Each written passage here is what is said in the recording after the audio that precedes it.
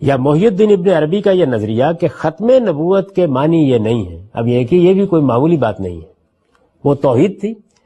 ختم نبوت کے معنی یہ نہیں ہے کہ نبوت کا مقام اور اس کے کمالات ختم ہو گئے، بلکہ صرف یہ ہے کہ اب جو نبی بھی ہوگا وہ محمد الرسول اللہ صلی اللہ علیہ وسلم کی شریعت کا پیرو ہوگا۔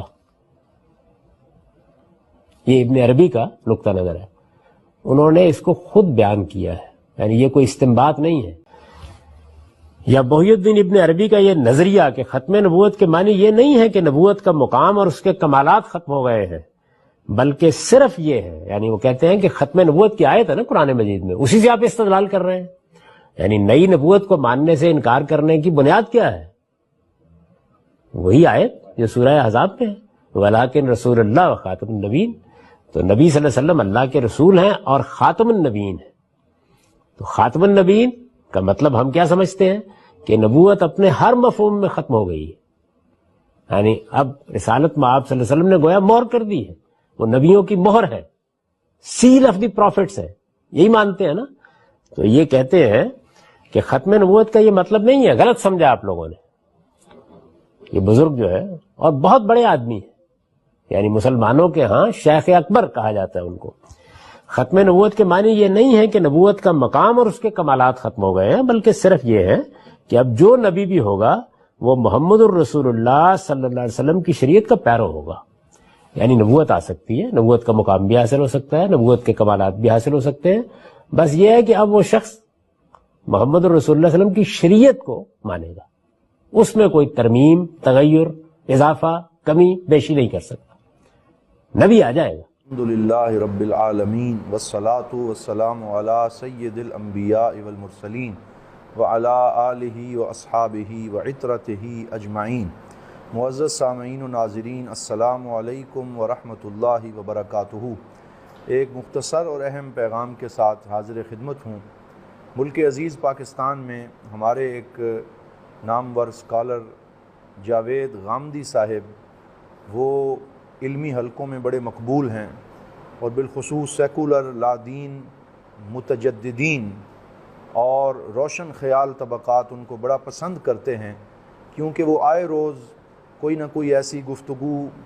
اور ایسا کوئی نہ کوئی علمی نقطہ میڈیا پہ آ کے بول دیتے ہیں، جس کی وجہ سے علمی حلقوں میں ایک اضطراب اور ایک ہیجان پیدا ہو جاتا ہے۔ گزشتہ عرصے میں ان کی بہت سے بیانات اضطراب کا باعث بنے۔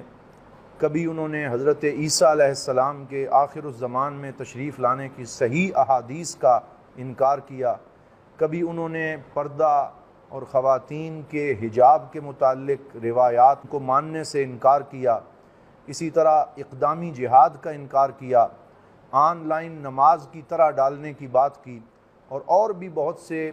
ایسی شطحات اور ایسے تفردات ان کی طرف سے آتے رہتے ہیں جن کی وجہ سے سنجیدہ فکر حلقے بڑے مضطرب اور پریشان رہتے ہیں۔ گزشتہ دنوں تو وہ کھل کے سامنے آ گئے اور انہوں نے قادیانیت کی وکالت شروع کر دی، اور مرزا غلام قادیانی کے بہت بڑے سپورٹر اور پروموٹر بن کے سامنے آئے، اور انہوں نے تصوف کے نام پہ چند صوفیاء کرام کی کتابوں میں سے دو چار جملے سیاق و سباق سے کاٹ کر ان سے غلط مفہوم اخذ کرنے کی کوشش کی۔ بالخصوص شیخ اکبر حضرت محی الدین ابن عربی رحمۃ اللہ تعالی علیہ، جو علم تصوف کا ایک علم ہیں اور ایک بہت بڑا نام ہیں، ایک بہت بڑے صوفی، فلسفی، متکلم اور اصولی ہیں، جن کی کتابیں ہزاروں صفحات پہ مشتمل ہیں، اور جن کا کلام علم حقیقت، علم طریقت اور علم شریعت کے اندر ایک سند کی حیثیت رکھتا ہے۔ آپ کی کتاب الفتوحات المکیہ، اس کے جلد نمبر 3 صفحہ نمبر 6 کی چند جملوں کو انہوں نے پکڑا اور ان کو سیاق و سباق سے کاٹ کے حضرت شیخ اکبر پہ بہتان باندھا کہ نعوذ باللہ حضرت شیخ اکبر اجرائے نبوت کے قائل ہیں، ختم نبوت کے منکر ہیں، العیاذ باللہ، اور یہ مفہوم اخذ کرنے کی کوشش کی کہ حضرت ابن عربی یہ فرما رہے ہیں کہ آخری نبی حضرت محمد الرسول اللہ صلی اللہ علیہ وآلہ وسلم کے بعد اگر کوئی اور نبی بھی آنا چاہے تو آ سکتا ہے، اور اس سے حضور کی ختم نبوت پہ کوئی فرق نہیں پڑتا، اور اس طرح کے بیانات دے کر انہوں نے امت مسلمہ کے اندر ایک ہیجان اور ایک اضطراب پیدا کر دیا۔ میں بغیر کسی تمہید میں جائے ہوئے آئیے آپ کے سامنے فصوص الحکم جو حضرت شیخ اکبر محی الدین ابن عربی کی مشہور کتاب ہے، اور فتوحات مکیہ کے چند مقامات آپ کے سامنے رکھتا ہوں، آپ بغور ان کا مطالعہ کریں۔ جاوید غامدی صاحب ایک طرف تو صحیح احادیث کا انکار کرتے ہیں، اور جب اپنی مرضی کی کوئی بات کہیں سے مل جائے تو پھر ان کو فصوص الحکم اور فتوحات مکیہ کے اوپر بھی اعتبار ہو جاتا ہے، اور ایک طرف حدیث کا انکار اور دوسری طرف تصوف کی کتابوں سے سند پکڑنا، یہ ان کے دوہرے معیار کی طرف اشارہ کرتا ہے۔ تو دیکھیے سب سے پہلے فصوص الحکم صفحہ نمبر 134 اور 135 پر حضرت شیخ محی الدین ابن عربی کیا فرما رہے ہیں۔ یاد رکھیں شیخ محی الدین ابن عربی کثیر التصانیف بزرگ ہیں، اور آپ نے تصوف کے اندر اپنی چند مصطلحات خود بھی ذکر فرمائی ہیں۔ مثال کے طور پر جب وہ نبوت اور رسالت کی بات کرتے ہیں تو اس کو نبوت تشریعی اور رسالت تشریعی کہہ کے اس کو بیان کرتے ہیں، اور جب ولایت کی بات کرتے ہیں تو کبھی کبھی اس کے لیے الانباء العام کا لفظ ذکر کرتے ہیں، یعنی سرکار دو عالم صلی اللہ علیہ وسلم پہ نبوت کا سلسلہ ختم ہو گیا، اب آپ صلی اللہ علیہ وسلم کے بعد اگر کچھ باقی ہے تو ولایت باقی ہے، اور العلماء ورثۃ الانبیاء، علماء انبیاء کے وارث ہیں، اور وہ حضور صلی اللہ علیہ وآلہ وسلم کے پیغام کو لے کے آگے بڑھنے والے ہیں۔ تو اس چیز کو آپ نے بیان فرمایا، اور اس سے انہوں نے یہ مفہوم اخذ کرنے کی کوشش کی کہ شاید وہ اجرائے نبوت کی بات کر رہے ہیں۔ آپ فرماتے ہیں فصوص الحکم میں وَعْلَمْ أَنَّ الْوِلَایَةَ هِيَ الْفَلَكُ الْمُحِيطُ الْعَامُ، کہ ولایت ایک وسیع آسمان کی مانند ہے، وَلِهَذَا لَمْ تَنْقَطِعْ، اسی لیے ولایت قیامت تک کبھی منقطع نہیں ہوگی، ولی آتے رہیں گے، وَلَهَا الْإِنْبَاءُ الْعَامُ، اور ولایت کا یہ فیض عام ہوتا رہے گا، وَأَمَّا نَبُوَّةُ التَّشْرِيعِ وَالرِّسَالَةِ فَمُنْقَطِعَةٌ، جہاں تک نبوت اور رسالت تشریعی کا سوال ہے تو وہ جان لو کہ وہ منقطع ہو چکی، وہ ختم ہو چکی۔ کس ذات پہ ختم ہوئی؟ فرمایا وفی محمد صلی اللہ علیہ وسلم قد انقطعت، بے شک رسالت و نبوت حضرت محمد الرسول اللہ صلی اللہ علیہ وسلم کی ذات والا صفات پہ ختم ہو چکی، آپ خاتم النبیین ہیں، فلا نبی بعدہ،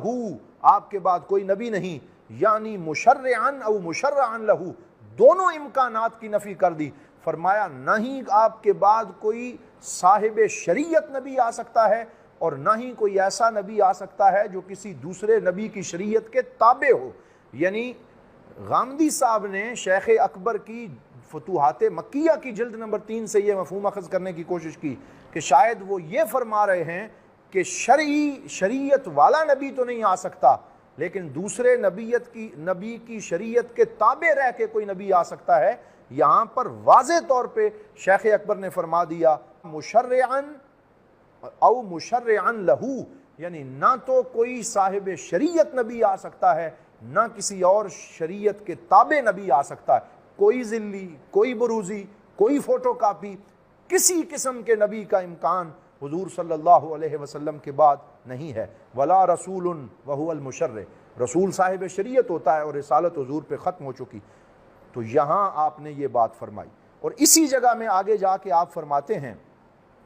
کہ اللہ رب العزت نے مخلوق پر لطف فرمایا کہ نبوت اور رسالت تو ختم ہو چکی تھی، فَأَبْقَى لَهُمْ النَّبُوَّةُ الْعَامَّةُ الَّتِي لَا تَشْرِيعَ فِيهَا، تو ایک ایسی چیز کو اللہ رب العزت نے باقی رکھا جسے نبوت عامہ نام دیتے ہیں، اور اس سے نبوت کا لغوی معنی مراد لیتے ہیں، اور اس سے مراد ولایت ہے جس میں کوئی تشریع نہیں ہے۔ اور آگے اس کی مزید وضاحت کرتے ہوئے فرما دیا وَأَبْقَى لَهُمْ التَّشْرِيعَ فِي الْاجْتِهَادِ، ہاں وہ اجتہاد کر سکتے ہیں، یہ باقی رکھا۔ أَبْقَى لَهُمُ الْوِرَاثَةَ فِي التَّشْرِيعِ، اور شریعت میں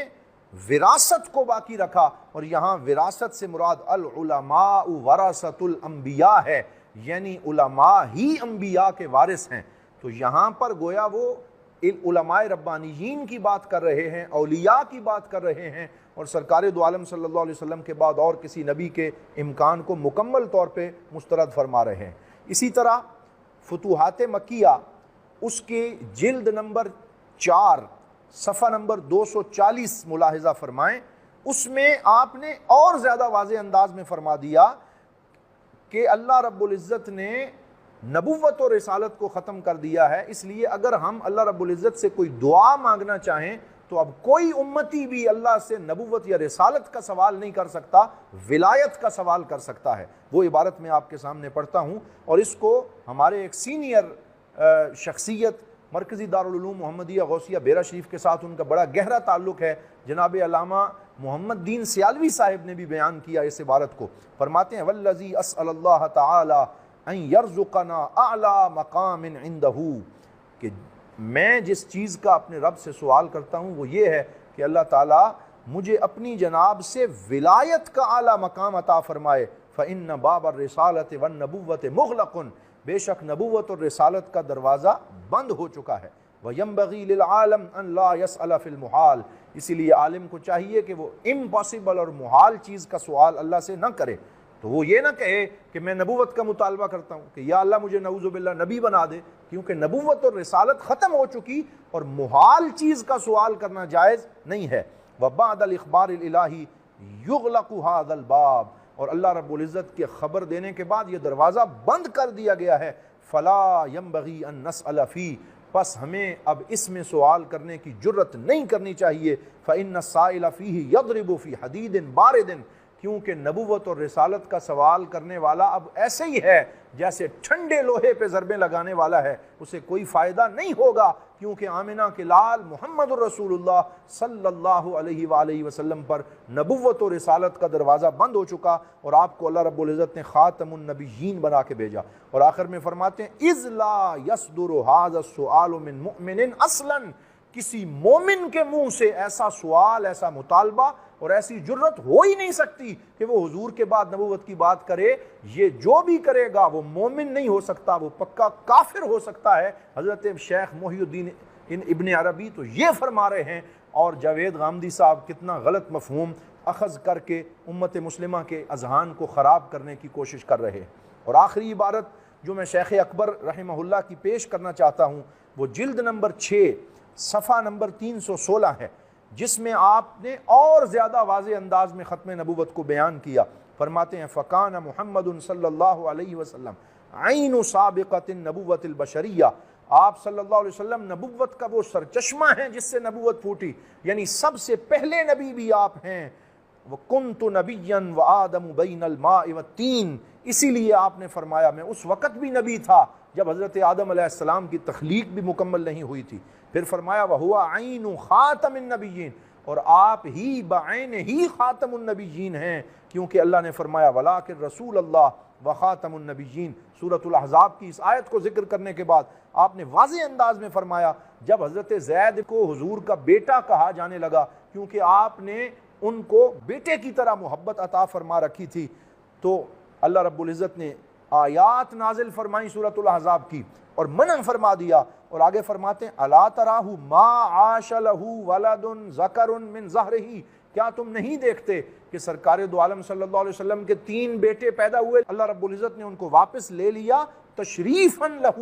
اس میں بھی سرکار دو عالم کی ختم نبوت کا شرف آپ کو عطا فرمانے کے لیے، لِکَوْنِهِ سَبَقَ فِي عِلْمِ اللَّهِ أَنَّهُ خَاتَمُ النَّبِيِّينَ، کیونکہ اللہ رب العزت کے علم میں یہ موجود ہے کہ آپ خاتم النبیین ہیں، اس وجہ سے اللہ رب العزت نے آپ کا کوئی بیٹا جو ہے وہ زیادہ لمبے عرصے تک اس کو زندگی عطا نہیں فرمائی۔ تو جب کوئی آپ کے بعد نبی ہونا ہوتا تو وہ آپ کا کوئی بیٹا ہوتا، وہ حضرت عمر ہوتے، وہ حضرت علی ہوتے۔ جب ان میں سے کوئی نبی نہیں بن سکا تو پھر آج 1400-1500 سال گزرنے کے بعد کوئی یہ جرت کیسے کر سکتا ہے؟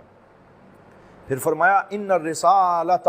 یعنی البعثۃ الی الناس بالتشریع لهم والنبوۃ قد انقطعت، بے شک نبوت اور بعثت اور رسالت تمام معانی کے اندر منقطع ہو چکی۔ اب آخر میں ہم اس عبارت کی طرف آتے ہیں جس عبارت سے جاوید غامدی صاحب جو ہیں انہوں نے غلط مفہوم اخذ کرنے کی کوشش کی ہے، اور انہوں نے یہ عبارت پڑھی بھی نہیں، صرف اس کا فوٹو دکھا دیا۔ حالانکہ اس عبارت کے اندر حضرت شیخ اکبر محی الدین ابن عربی 2 چیزوں پہ بات کر رہے ہیں۔ ایک یہ کہ لا نبی بعدی، سرکار دو عالم صلی اللہ علیہ وسلم فرما رہے ہیں میرے بعد کوئی نبی نہیں آئے گا، اور پھر اس سوال کا جواب دے رہے ہیں کہ حضرت عیسیٰ علیہ السلام آخر الزمان میں تشریف لائیں گے تو پھر ان کے آنے کا معنی کیا ہوگا؟ تو آپ یہ بیان فرما رہے ہیں کہ رسالت اور نبوت حضور پہ ختم ہو چکی، حضرت عیسیٰ بھی آخری زمانے میں آئیں گے تو کوئی اپنی شریعت لے کے نہیں آئیں گے بلکہ سرکار دو عالم صلی اللہ علیہ وسلم کے امتی کی حیثیت سے آئیں گے، اور یہ صرف ان کے لیے خاص ہے۔ حضرت عیسیٰ علیہ السلام کے آخر الزمان میں آنے کی جسٹیفیکیشن یہ بیان فرما رہے ہیں کہ نبوت ان کو سرکار دو عالم صلی اللہ علیہ وسلم سے پہلے مل چکی ہے، اب حضور کی ختم نبوت پہ ان کے آنے سے کوئی اثر نہیں پڑے گا، بلکہ وہ آئیں گے تو حضور کے امتی کی حیثیت سے تشریف لائیں گے۔ اور اس میں یہ بھی وہ بیان فرما رہے ہیں کہ العلماء ورثۃ الانبیاء، اس کا معنی یہ ہے، یہاں لکھتے ہیں الاکابر من عباد اللہ الذین ہم فی زمانہم بمنزلۃ الانبیاء، کہ کچھ اولیاء ایسے ہوتے ہیں جو اپنے اپنے زمانے میں انبیاء کے قائم مقام ہوتے ہیں۔ اب انبیاء کے قائم مقام ہونے کا معنی انہوں نے چوتھی اور چھٹی جلد میں بیان فرما دیا جو ابھی ہم نے پڑھا، یعنی علماء انبیاء کے قائم مقام یوں ہوتے ہیں کہ وہ ان کے فیضان کے وارث ہوتے ہیں، وہ نبی نہیں ہوتے، وہ رسول نہیں ہوتے۔ تو اس پوری تیسری جلد کو اگر آپ دیکھیں اور اس کا مطالعہ کریں، سیاق و سباق کو دیکھیں، تو اس میں حضرت شیخ اکبر محی الدین ابن عربی نے ان عباد اللہ اور ان اولیاء کا مقام بیان فرمایا ہے جن کو اللہ رب العزت نے سرکار دو عالم صلی اللہ علیہ وسلم کی نبوت کا فیضان عطا فرمایا اور وراثت محمدی میں سے حصہ عطا فرمایا۔ کبھی اوتاد جو ہیں ان کا ذکر فرمایا، کبھی اقطاب جو ہیں ان کا ذکر فرمایا، کبھی رجال الغیب کا ذکر فرمایا۔ تو یہ پوری کی پوری تیسری جلد جس میں سے غامدی صاحب نے ایک عبارت نکال کر قادیانیوں کا وکیل بننے کی کوشش کی اور اپنی اصلیت ظاہر کر دی، اب کسی کو ان کی باتوں میں نہیں آنا چاہیے۔ وہ مرزا غلام قادیانی کے وکیل ہیں اور وہ اپنے دل میں قادیانیوں کے لیے نرم گوشہ رکھتے ہیں، وہ حضور کی احادیث کا انکار کرتے ہیں، وہ انٹلیکچوئلزم کے نام پہ امت مسلمہ کو گمراہ کرنے کی کوشش کر رہے ہیں۔ لہٰذا ہم نے بالکل واضح انداز میں یہ بیان کر دیا کہ حضرت شیخ اکبر محی الدین ابن عربی رحمہ اللہ تعالی، جنہوں نے 500 سے زیادہ کتابیں تصنیف فرمائی ہیں اور جنہوں نے کئی ہزار صفحات پہ مشتمل پورا انسائیکلوپیڈیا امت مسلمہ کو دیا ہے، وہ بالکل بھی خاتم النبیین ہونے کے، سرکار دو عالم کی ختم نبوت کے منکر نہیں ہیں، وہ سرکار کے بعد کسی نبی کے آنے کے قائل نہیں ہیں، وہ تو ولایت کا مقام بیان کر رہے تھے اور انہوں نے اپنے مذموم مقاصد کے لیے ان کی ایک عبارت کو استعمال کیا ہے۔ میں دعا کرتا ہوں اللہ رب العزت ہمیں بزرگان دین کا ادب سکھائے اور شیخ محی الدین ابن عربی کو سمجھنے کے لیے پیر سید مہر علی شاہ صاحب تاجدار گولڑا اور حضور ضیاء الامت جسٹس پیر محمد کرم شاہ الازہری رحمہم اللہ تعالی ان جیسے ذہن اور ان جیسی شخصیت درکار ہے، وگرنہ آج کے دور کے یہ عقل پرست لوگ شیخ اکبر محی الدین ابن عربی کو سمجھ نہیں سکتے۔ اللہ رب العزت ہمیں بزرگان دین کا ادب کرنے کی توفیق عطا فرمائے اور سرکار کی ختم نبوت پہ پہرا دینے کی توفیق عطا فرمائے، حضور کی ختم نبوت کا سپاہی بنائے۔ وآخر دعوایا ان الحمد للہ رب العالمین۔